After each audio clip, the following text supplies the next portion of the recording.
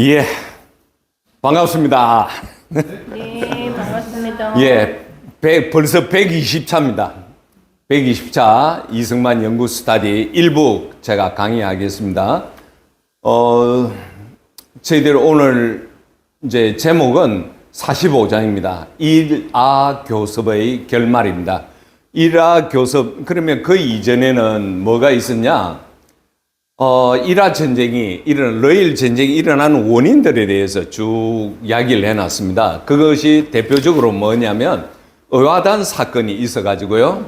팔국 열강들이 이제 합심해가지고 베이징을 함락을 시키면서 그들이 이제 활량을 많이 받게 돼요. 배상금을 많이 받게 됩니다.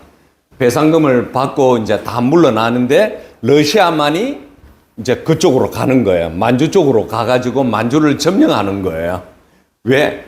그 청일 전쟁 당시에 이제 삼국 간섭으로 인해서 러시아가 이제 일본이 활량받았던 만주를 다시 청나라에게 돌려주게 만드는 거죠. 그러니까 일본은 그것 때문에 굉장히 10년 동안 와싱 상담을 한 거고요.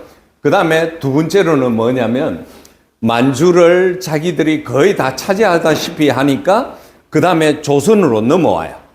이제 넘어오면서 압록강 넘어오면서 압록강 바로 밑에 의주 쪽에 용안포라는 데가 있습니다.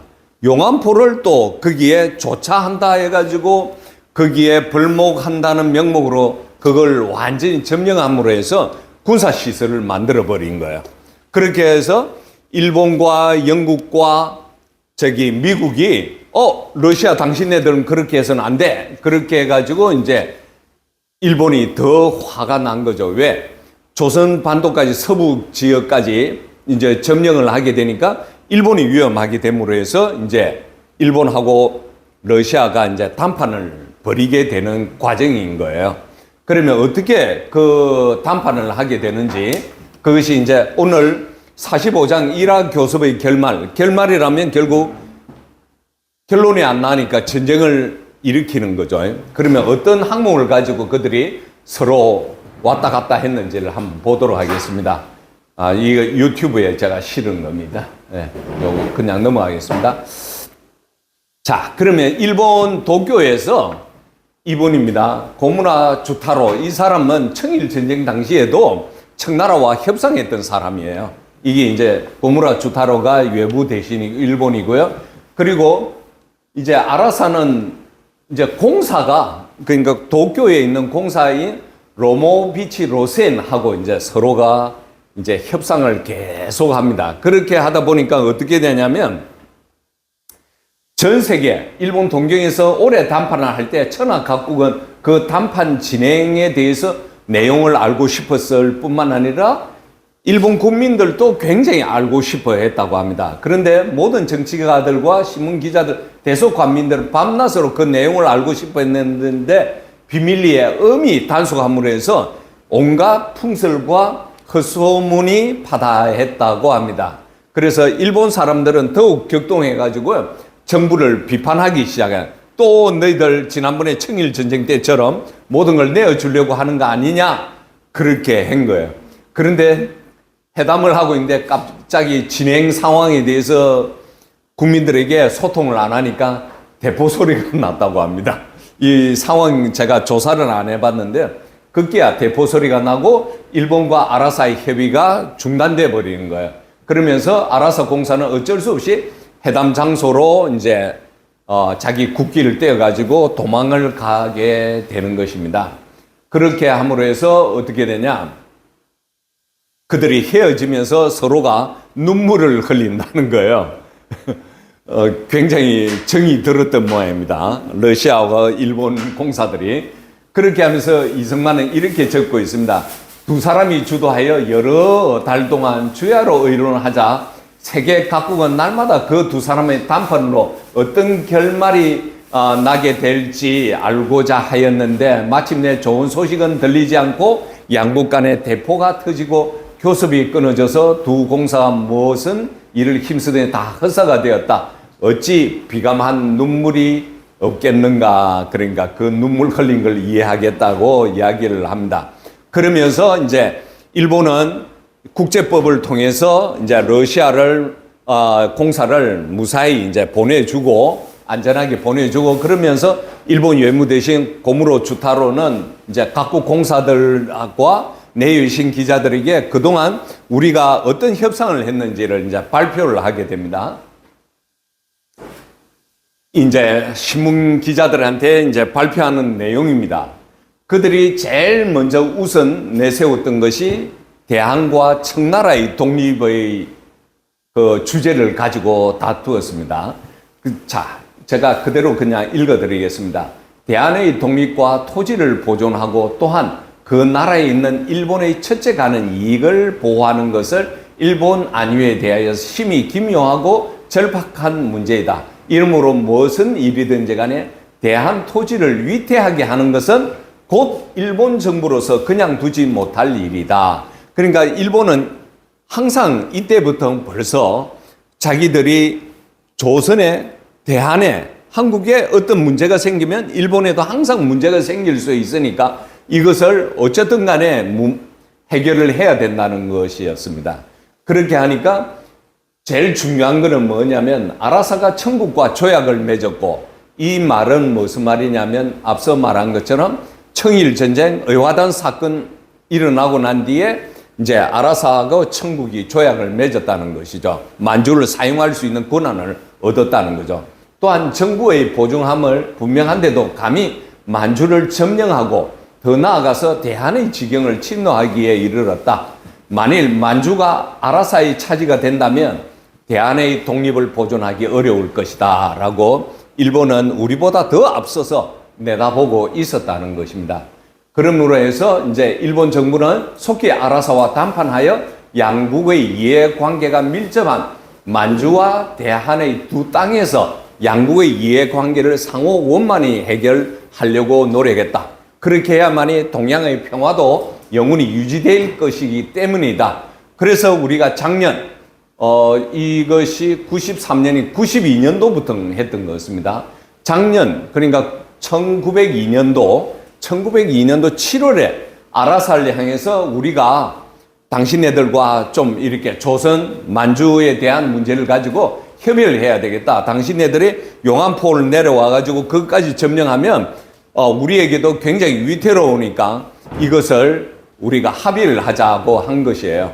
그렇게 해가지고 이제 러시아가 기쁘게 합의할 뜻이 있다고 해가지고 일본은 8월 12일에 아라사에 있는 일본 공사 여기에서 사실 우여곡절이 굉장히 많았습니다. 그 이전에 이제 자기들이 대한에서 러시아 공사와 일본이 조약을 맺은 것도 있고요, 사실은.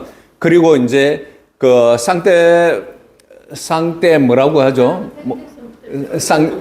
쌍떼부르고 예, 거기 가서 또 이렇게 협의한 내용도 있습니다. 그런데 이제 이거는 러일 간의 문제를 가지고 이제 하는데 일본은 8월 12일 날 아라사에 있는 일본 공사 왜 모스크바에 있는 러시아와 상대를 하지 않고 일본에 있는 공사와 했느냐면 그 내용은 나중에 나오고 또 앞에도 계속 나옵니다. 황제 쪽하고 계속 만나기를 아련하는데라도 이 핑계 저 핑계 하면서 회담을 자꾸 지연시키고 있었다는 거죠. 그래서 일본이 할 수 없이 이제 일본에 있는 이제 일본 공사 아라사에 있는 일본 공사 율리아로 하여금 협의할 조목을 아래와 같이 이제 제공을 했다고 합니다. 그것이 5가지인가요? 한번 또 볼까? 5가지 맞네요. 5가지가 있는데 여기서 1번과 4번은 조선에 대한 대한에 대한 일입니다. 대한과 청국의 독립과 영토 보존이고요. 4번째로는 뭐냐? 우리가 청일전쟁 당시에 갑오경장도 같이 동시에 병행이 됐지 않습니까? 그래서 대한을 설득하여 변혁하게 하는 일도 일본에게 맡겨달라고 이렇게 하는 주제가 2개가 있었습니다. 그러면 일본 자기들이 원하는 건 또 뭐였냐? 이제 한청 양국, 그러니까 대한과 청국 양국 간에서 상업과 공장 등은 평균하게 러시아 당신네들이 공장을 가지고 있으면 우리도 공장을 가질 수 있게 평균화하는 것을 원칙으로 하자. 두 번째로는 세 번째죠. 아라사는 대한에 있는 일본의 첫째 가는 이익을 허락해 주라. 그리고 일본은 만주에 있는 아라사의 철도에 관계되는 그 이익에 대해서 우리도 허락하겠다. 하나 주고 하나 받는 거죠. 겸하여 첫째 대한의 원칙과 반대되지 않는 범위 내에서 위에 기로한 이익을 보호하기 위해서 합당한 조치를 취할 것이다. 그러면서 다섯 번째, 대한의 철도를 만주에서 산해관 우장에까지 연결하는 것을 우리는 러시아 당신네들이 그렇게 하는 거 방해하지 않겠다. 이 다섯 가지 조항을 가지고 이제 러시아에 있는 일본 공사에게 주어가지고 협상을 해라고 했습니다. 그런데 일본이 교섭을 속히 결정하기 위해서 아라사 이 당시에는 모스크바가 아니었던 것 같아요. 수도가 상대부르크였던 것 같아요. 그래서 거기서 직접 논의하려고 했으나 아라사는 황제가 멀리 유람하고 있다. 뭐 여러 가지 핑계 대면서 거절을 했다는 거죠. 그래서 마지못해서 어디서 10월 3일 날 아라사가 대강 한 조목을 여기에 동경에 모여서 10월 3일 날 이제 회의를 하는데 아라사가 이제 대강 한 조목을 다시 제안하였는데 그 주요 내용은 이렇습니다. 그러니까 앞서 다섯 항목은 일본이 내놓은 거고요. 러시아는 어떻게 반대를 하냐. 첫 번째, 아라사는 주관 권리가 천국에 있는 토지 보존을 존중하며, 그러니까 우리가 천국에 있는 토지를 가지고 있는 거 당신네들 존중해 주라. 두 번째는 각국의 상업과 공장을 위해서 권리는 평균하게 하는 원칙은 거절한다. 세 번째, 만주와 그 모든 해변에 일본의 이익을 보호하는 권리 안에 넣지 아니할 것이다. 반대하는 거죠, 전부 다. 네 번째, 대한과의 관계에 있어서는 일본이 임의로 행동하는 권리에 일정한 한계를 주겠다. 그리고 이익을 보호하기 위해서 요긴할 때는 군사 보내는 것은 허락하되 전쟁 목적으로서는 군사 허락하지 않는다. 이렇게 하고 다섯 번째 뭐냐면 북위 39도 북쪽, 이때 이제 이게 나왔습니다. 39도면 대개 아마 대동강 쪽으로 평양 쪽일 거예요. 39도 북쪽 지역을 이제 러시아는 중립지역으로 하자고 이야기를 합니다. 그래서 일본은 여기에 대해서 전혀 일본을 위해서 이렇게 내어놓은 것은 아무것도 없었다는 거죠. 그래서 일본은 또 여기에 대해서 반박을 하면서 다시 회의를 하자는 거죠. 그러면서 일본은 뭐냐, 아라사가 만주를 삼키려고 하고 있다라고, 그래서 우리가 이 제안한 것을 거절하였다라고 합니다. 그러나 첫 번째, 일본은 상업상의 중대한 이익이 지금도 많을 뿐 아니라 앞으로 갈수록 또 대한과 만주에서 우리가 무역을 넓히면 이렇게 우리의 이익이 더 많아질 수가 있을 것이다. 그리고 두 번째, 정치상으로 대한과의 관계에 있어서는 우리가 한층 더 긴밀하고 절실한 이익이 있기 때문에 일단 아라사가 다시 제안한 것을 거절하기로 결정하니까 아라사가 제안한 조건을 참작하여서 우리의 의견을 수정해서 다시 요구할 것이다. 세 번째는 중요한 것은 뭐냐? 중립지방을 일본이 어떻게 하냐? 아니 39도선으로 8도선으로 하는 것이 39도선으로 하는 것이 아니라 압록강과 만주의 접경 지역에서 이제 60km 앞뒤로 이렇게 해가지고 이제 정하자고, 중립지역을 그렇게 정하자고 하는데 이제 아라사는 또 어떻게 해요? 요거 또 다 무시하는 거예요. 자, 그렇게 해서 동경에서 누누이 이모저모 다 고려하여 결정을 하고 10월 31일에 일본 정부에서 다시 결정한 조건을 아라사에게 보내고 숫자 회담을 재촉했는데 이제 그러니까 11일 후죠. 11일에 이제 해답을 받았다고 합니다. 그것이 뭐냐? 아라사는 첫 번째, 계속해서 자기들은 고집 부리는 거야. 만주와 관계된 조건들은 삭제해버리고 도리어 대한에 관계된 이익까지도 이제 겸해서 차지하겠다고 했고, 세 번째, 군사 행동에서 그 세력은 앞서 말한 것처럼 제한을 두겠다고 하고, 중립지방 정하는 것에 대해서 끝까지 자기 주장을 한 거예요. 그러니까 왔다 갔다 하더라도 더 이상 회의가 안 된다는 것을 알게 된 거예요. 그러면서 11월 20일에 아라사에게 다시 생각해 보라고 하면서 첫 번째 대한과의 관계에 대해서는 토지 사용을 한도가 없도록, 그러니까 일본이 러시아에게 다시 이야기하는 거예요. 우리가 대한에서 이제 토지를 사용할 수 있도록 해달라. 두 번째, 만주 지경을 걸치지 아니하고, 그러니까 중립지역을 38도선으로 하지 말고 그냥 앞서서 말한 것처럼 국경선을 중심으로 해가지고 그렇게 하자고 제의를 했는데 계속해서 안 되니까 일본은 전부 폐기하기를 요구하였다. 그러니까 안 된다. 이렇게 한 거죠. 그러면서 금년 1월 6일이면 1904년 1월 6일이 될 것 같아요. 회담에 대해서 첫 번째, 대한과의 관계에 대해서는 전날에 말한 주장을 그대로 고집했죠. 토지를 사용할 수 있도록 한도를 없애달라. 그거였죠. 두 번째, 만주와의 관계에 대해서는 아라사가 청국과 조약을 맺고 얻은 이익이므로 그것을 일본이 방해해서 안 된다고 하면서 이를 인정하라고 요구를 했다고 합니다. 그러면서 강토를 보존하자는 조건에는 아무 말도 없었으므로 아라사가 만주를 삼키려는 뜻이 분명하다. 그렇게 하면서 일본도 제안한 두 번째의 뜻을 계속 고집을 하게 되고 1월 13일에 아라사에게 다시 생각하기를 요구하고 수차 회담을 재촉했으나 해답이 없었다. 이렇게 됩니다. 그러면서 전체적으로 말하면 일본은 처음부터 끝까지 온화하고 공평한 태도로 이 협상을 임했다. 그런데 아라사는 끝끝내 이를 거절하고 이유도 없이 회담하기를 미루었다. 그러면서 아라사는 육군과 해군을 확장하여 대규모 병력을 이미 대한의 지경까지 이르렀었다. 이는 아라사가 일본으로 하여금 합당한 원칙을 버리고 전쟁을 할 수밖에 없게 한 것이다 라고 인터뷰를 하고 이 소문이 전 세계에 이제 타진이 되니까 전 세계가 어때요? 아라사의 강포함과 무도함에 대해서 더욱 통분했다고 이야기를 합니다. 그때 전쟁이 터진 거죠. 2월 9일입니다. 혹시 태평양 전쟁은 언제인 줄 아세요? 12월 며칠인 줄 아세요? 날짜가 좀 헷갈려서 12월 7일이고 이게 러일 전쟁은 2월 9일입니다.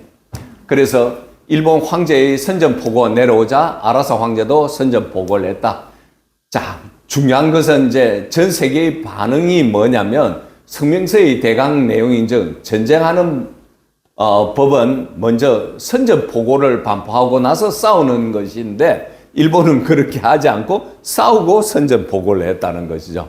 그래서 여기에 대해서 전 세계가 일본을 비난을 했다는 이야기를 하고 있죠. 그래서 또 두 번째로는 뭐냐? 아라사의 회담을 더 기다리지 않고 일본이 졸지에 먼저 개전한 것도 일본의 잘못이라고 조목조목 따지고 말했는데 일본은 여기에 대해서 다시 그들의 논리를 가지고 이제 전 세계 언론에다가 이야기를 시작을 했다고 합니다. 그래서 결론적으로 이제 5가지 항목을 가지고 협상을 했는데 러시아는 한 가지도 받아들이지는 않았다는 거죠. 그러면서 일본이 양보하면서 이제 2가지를 이제 계속해서 주장을 했습니다. 첫 번째로는 뭐냐?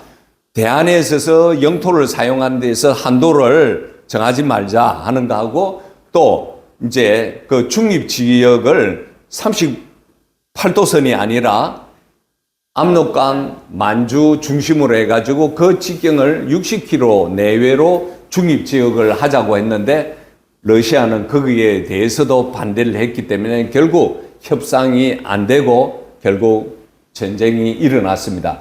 2월 9일 날 어디에서 일어났냐면 인천 앞바다와 여순항에서 이제 일본이 선제 공격을 함으로 해서 이제 완전히 일본이 승전을 하게 되었다는 거죠.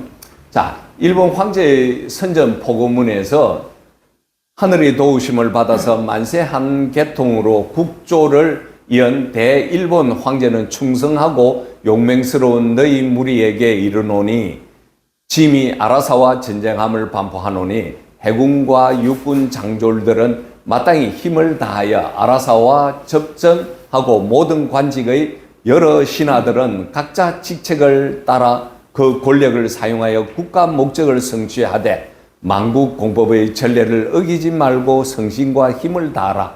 이거 이승만 대통령이 감옥에서 이걸 다 외워가지고 썼다는 거 그렇지 않겠어요?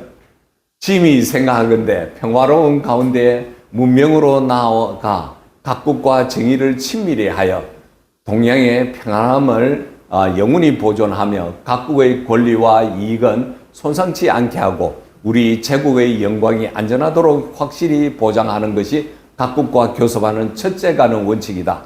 짐은 항상 이 뜻에 어김없이 있기를 바랐고 또 짐의 신하들도 이 뜻을 본받아 힘써왔다. 이렇게 함으로써 각국과의 관계가 해마다 친밀하더니 불행히도 지금 아라사와의 전쟁을 시작하기에 이르렀으니 짐의 본래의 뜻이겠는가. 여기서 선전포고하면서 계속해서 참 대안에 대한 이야기가 나옵니다. 제국이 대안을 온전케 하고자 한 것이 하루 이틀이 아닌데 이는 양국이 여러 대를 내려오며 관계가 자별, 친분이 남보다 특별할 뿐만 아니라 대안의 전망이 실제로 제국의 일본의 안위에 달려 있기 때문이다. 그런데 아라사가 청국과 맺은 조약과 각국에 대하여 여러 번 분명히 밝혔던 말들을 돌아보지 않고 태연히 만주를 점령하고 세력을 굳게 하여 마침내 삼키고자 하는데 만일 만주가 아라사에게 점령이 되면 대안이 보존할 수 없고 동양의 평화 또한 바랄 수 없을 것이다. 이러므로 짐이 이 기회를 당하여 시국의 형편을 합당히 조처하여 영원히 평안함을 보존하기로 기약하였으니 직책 맡은 신하들로 하여금 아라사와 더불어 같이 모여 의논케 하면서 반년이 되도록 끝까지 뜻을 굳혔으나 아라사는 조금도 물러설 뜻으로 대답하지 아니하고 세월을 천년 시간을 끌어 미루음으로 하여서 시국의 형편을 그릇되게 하면서 겉으로는 평화를 주장한다고 하나 속으로는 군비를 확장하여 우리를 강제로 복종시키려고 했다. 이로서 본다면 아라사는 처음부터 평화를 좋아하는 마음이 도 있다고 할 수 없고 아라사가 지금 이미 우리 제국이 제안한 뜻을 용납하지 아니하여 대안의 안전함이 위태해지기에 이르렀고 여기서도 대안의 안전함입니다. 제국의 이익도 이제 장래에도 보존하려는 뜻을 지금은 불가불 전쟁으로 이룰 수밖에 다른 도리가 없게 되었다. 그러므로 짐은 너희 무리들의 충성하고 용맹함을 힘입어 영원히 평화할 깃털이 속히 회복되어 제국의 영광을 보존하기 바라노라 라고 했습니다. 자, 그러면서 이제 아라사 황제도 또 이렇게 선전 보고를 했습니다. 뭐라고 했냐? 짐이 충성하는 신민에게 아래에서 말하는 사건을 반포하노니 짐이 평화를 유지할 목적으로 동양의 평안함을 굳게 하기 위하여 전력을 기울여 온 지 오래되었다. 일본 정부에서 대한의 사건에 관련하여 제가 한번 질문하겠습니다. 우리가 잘못해가지고 이 한반도에서 전쟁이 몇 번 났습니까? 우리의 잘못으로요? 우리 잘못으로. 전쟁이 몇 번 일어났어요? 전쟁이 몇 번 일어났습니까? 우리 잘못으로 인해서요. 우리 잘못으로 인한 건 아니지 않나요? 맞아요? 제대로 못해서? 우리 잘못이죠. 청일 전쟁, 러일 전쟁. 예. 또 뭐겠어요? 6.25 전쟁. 맞습니다. 그래서 제가 역사를 쭉 공부하면서 앞으로 우리가 이 나라가 이재명이가 또 대통령이 된다면 또 한번 큰 전쟁이 치러지지 않을까 그런 추론을 한번 해봤습니다. 그래서 우리가 바로 서지 않으면 이렇게 한반도에서 큰 전쟁이 한 번씩 터지는구나 라는 것을 제가 이 독립정신 역사 공부를 하면서 그걸 좀 이렇게 느끼게 되었습니다. 그래서 어쨌든 아라사 황제의 선전포고입니다. 그래서 일본 정부에서 대한의 사건에 관련하여 두 제국 간의 지금 있는 조약을 개정하자는 원칙을 제안하기에 짐은 평화를 유지하기 위해 그 말을 따랐다. 그러나 이 문제를 의논하기 시작하여 아직 마치지 못했는데도 일본은 우리 정부에서 요사이 대답하려는 말을 기다리지 않고 우리나라와 함께 의논할 일과 교섭상의 관계를 끊겠다고 주장하면서 또한 이 교섭상의 관계가 끊어지는 것은 곧 전쟁 운동의 시작인 줄을 미리 성명하지도 않고 여순항의 포대 밖에 있는 우리 함대의 수레정으로 갑자기 공격하였는데 짐이 총독의 보고를 받아 즉시 군사무기로서 일본 공격을 맞아 싸우라고 명하였다. 짐은 이 뜻을 결정할 때 깊이 하나님의 구호하심을 빌었으며 짐의 신민이 그 조상의 나라를 보호하기 위하여 일제히 짐의 명을 받들 것임을 의심하지 않는다. 가장 명예로운 우리 해군과 육군을 특별히 보호하여 주시기를 하나님께 깊이 비노라. 자, 그러면서 이승만 대통령이 위에 양국의 선전포고문을 자세히 보면 그 12곡직을 뚜렷이 구별할 수 있을 것이다. 그러면서 이승만 대통령 우리에 대해서 이야기를 하는 거죠. 가보면 지금부터 10년 전인데 1894년인데 그 후로 10년 동안 일본은 2번 전쟁을 하였다. 이번에도 또 대한을 위하여 개전한다고 하기에 이르렀다. 이것이 참으로 우리를 위한 일이 될지 어떨지 단정적으로 말하기는 어렵지만 이제 지난 10년 동안의 대한이 아무것도 하지 않는 표적은 이렇듯 드러나니 생각 있는 이들은 정신 차리고 봐야 한다라고 이야기를 하고 있습니다. 예. 혹시 질문 있으신가요? 45장 1화 교섭의 결말. 그거에 대해서만 해야 돼요? 아니어도 되죠. 저는 프리 디스커션 하셔도 됩니다. 모르면 모르고 그래서 이게 아직 이승만 대통령이 독립정신을 쓸 때는 우리가 일본의 완전한 식민지는 아니었지만 어쨌든 일본이 좀 많은 지분을 차지하고 있었잖아요. 근데 이승만 대통령의 논조를 보면 천국과 비교를 해서 그럴까요? 천국에 비해서는 일본에 대해서 좀 온화하다고 할까? 지금 말하는 도중에 생각이 떠오르는 게 청나라는 그동안의 역사상 쭉 우리나라를 많이 괴롭히고 수탈해왔고 일본은 사실은 우리는 일본을 미개하게 봤잖아요. 미개하게 보고 삼국시대에서부터 우리나라가 문화를 전수해준 그렇죠. 그런 나라, 그래서 네. 미개한 나라라고 생각을 했는데 이제 먼저 문호를 개방하고 발전을 하면서 우리나라를 역으로 이렇게 침탈해 온 거라고. 모르겠어요. 저도 그런 교육을 받은 영향이 있는 건지 일본에 대해서 크게 좋은 감정은 없거든요, 사실은. 물론 아주 단순하게 중국 여행 갈래, 일본 여행 갈래 하면 일본 여행을 선택해요. 중국은 싫어. 우리보다 굉장히 문화도 낙후하고 국민성도 좀 그렇고 불편한데 또 이제 공산주의이기 때문에 힘든 것도 있고요. 근데 과연 그러니까 우리가 언론이나 여태까지 제가 이제 TV에서 만들었었던 그런 역사적 드라마들을 보면 일본에 의해서 우리가 굉장히 압제를 받았다라는 걸 많이 만들어서 거의 세뇌를 시켰잖아요. 이제 얼마 전에 굉장히 유명했었던 미스터 선샤인이라는 드라마가 어마어마한 인기를 끌었다. 저는 그거 방영할 때는 몰랐었어요.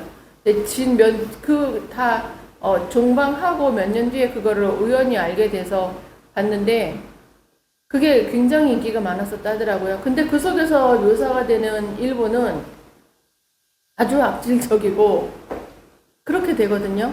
근데 지금 이렇게 우파 유튜버 중에도 호멜밭의 우원재 파수꾼인가요? 호밀밭대 파수꾼? 거기 그쵸? 거기서 우원재라는 그분이 운영하는 건데 처음에는 우리가 잘못 배워서 좀 왜곡되게 알고 있는 역사적인 사실을 알려준다라는 생각에서 많이 봤어요. 그러니까 우리가 예를 들어서 일본이 우리나라를 무조건 뺏어간 게 아니고 공식적으로 어떤 일을 했고 그것이 우리나라에 어떤 영향을 미쳤고 그래서 역사적 진실은 이것이다 라는 거를 계속해서 그 유튜브 채널에서 엄청 많이 나왔거든요. 근데 보다 보니까 이 사람 친일이야? 이 생각이 드는 거예요. 그럼 이제 처음에는 그랬구나 몰랐던 게 있었네 하다가 너무 그쪽으로 가는 것 같으니까 느낌에 이 사람 유튜브 그만 봐야 되겠네? 그 생각이 들면서 정말 궁금한 거예요. 진짜 일본이 우리나라를 공정하게 대했느냐? 사실 누구죠? 그 안중근 의사도 재판을 제대로 받았다고 하잖아요. 근데 그랬다 할지라도 저는 아직도 약간은 반일이 아주 조금은 있는 것 같아요. 무조건적인 반일은 아닌데 어쨌든 너희들 우리나라 괴롭힌 거 맞잖아라는 생각. 근데 지금 아까 쭉 이제 요 발표하신 요 챕터 45장 안에서도 이승만 대통령의 서술자가 이승만 대통령이잖아요.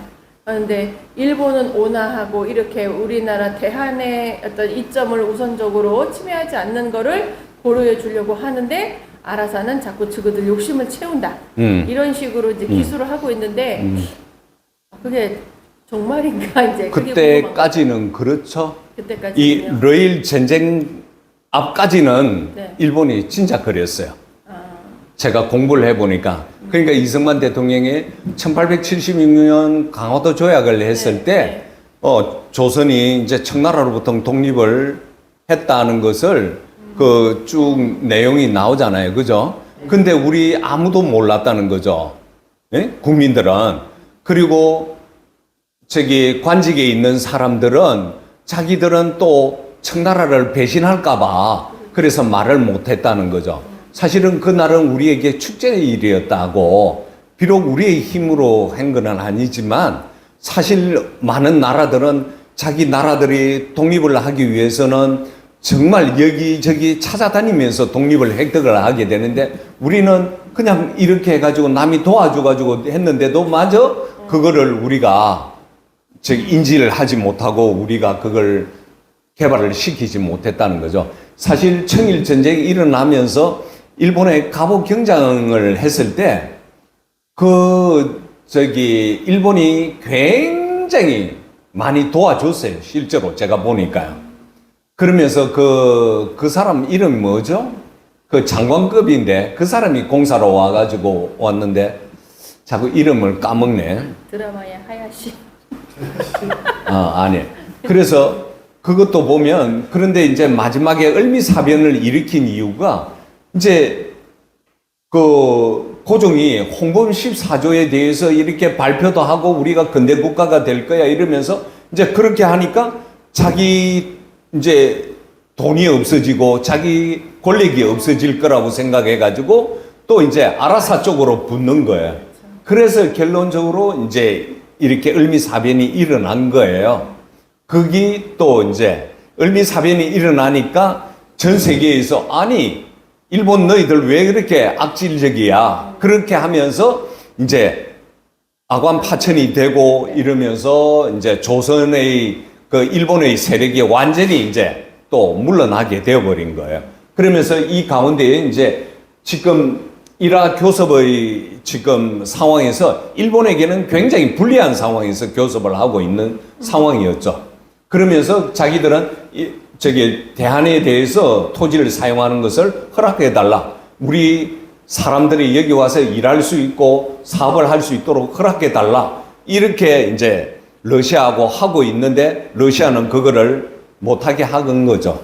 그러니까 일본이 이제 전쟁을 일으킨 거죠. 그런데 일본이 이제 러일 전쟁에서 이김으로 해서 이제 일본의 군인들이 군국주의가 돼버리는 거예요.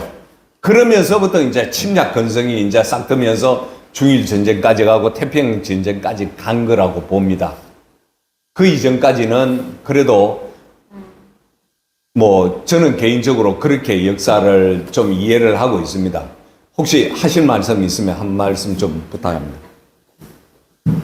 47장하고 바로 연결이 돼야 이야기가 될 것 그래요? 같아서 아까 좀 이따 네, 좀 저는 46장을 지금 목사님께서 방송하실 거죠? 예, 지금 하고 그러면 할까요? 네네네. 예, 그게 알겠습니다. 좋을 것 같습니다.